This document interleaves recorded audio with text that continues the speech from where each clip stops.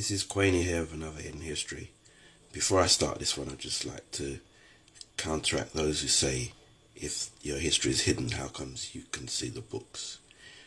To hide something means that you have to go and find it. It doesn't mean it's been destroyed. Have you ever played hide and seek? The person hides, you find them. That's what hidden history is. We have to find it. It is not in plain sight.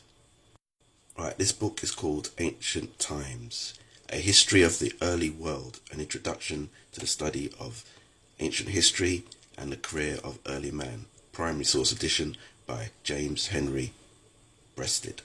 This is James Henry Breasted. He was an American college professor. Right, let me read something to you. The man in the picture is Professor James H. Breasted. In 1914, he published the book you see in the picture called Ancient Times. In it, he writes ancient Egyptians were dark-skinned people, much like the Nubian people who live in the Sudan today.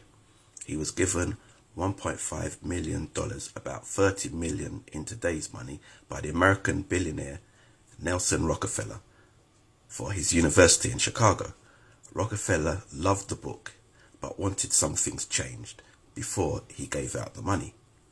When the book was republished in 1936, Egypt changed to now being part of the Middle East, and ancient Egyptians were now part of the Great White Race.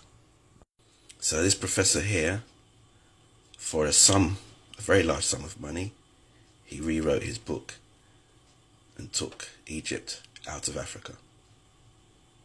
This man here, Mustafa Henry, is a Nubian Egyptian. And for 35 years he has been fighting against the American government because he considers himself black, but they consider him white because he is from Egypt. Jobs, he has been to court, but he will not give in trying to make the American government accept he is a black man and not a white man. Being black or white is all about status. You are not actually black. Your skin is not actually black, and a white person's skin is not actually white. But white in America is seen as a higher status than black. The ancient Egyptians is seen as the greatest civilization ever in history, so therefore it cannot be a black civilization as far as America is concerned. And this man is not allowed to tick on his citizenship form that he is black. He was even asked, why do you want to associate yourself with those people? Racism